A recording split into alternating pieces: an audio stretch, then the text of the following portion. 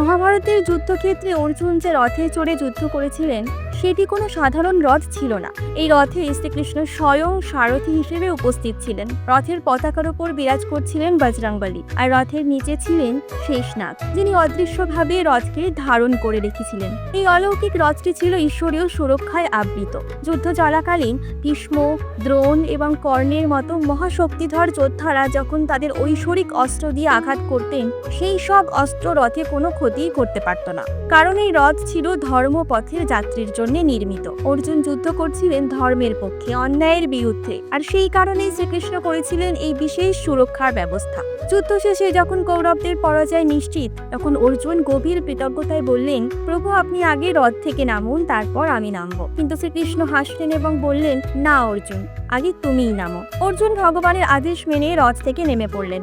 এরপর শ্রীকৃষ্ণ রথ ত্যাগ করলেন। শেষে শেষনাগ পাতাললোকে চলে গেলেন। হনুমানজিও ধ্যানে স্থিত হলেন। অর্জুন বিস্ময় লক্ষ্য করলেন, রথ থেকে হঠাৎ আগুন বেরিয়ে আসছে।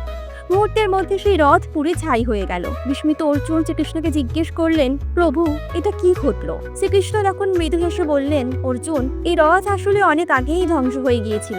ভীষ্ম, দ্রোণ, কর্ণ তাদের ঐশ্বরিক অস্ত্রের শক্তিতে এই রথ বহুবার বিদ্ধ হয়েছে, কিন্তু হনুমানের পতাকা, শেষনাগের ধারক শক্তি এবং আমার উপস্থিতি এই রথকে রক্ষা করে রেখেছিল।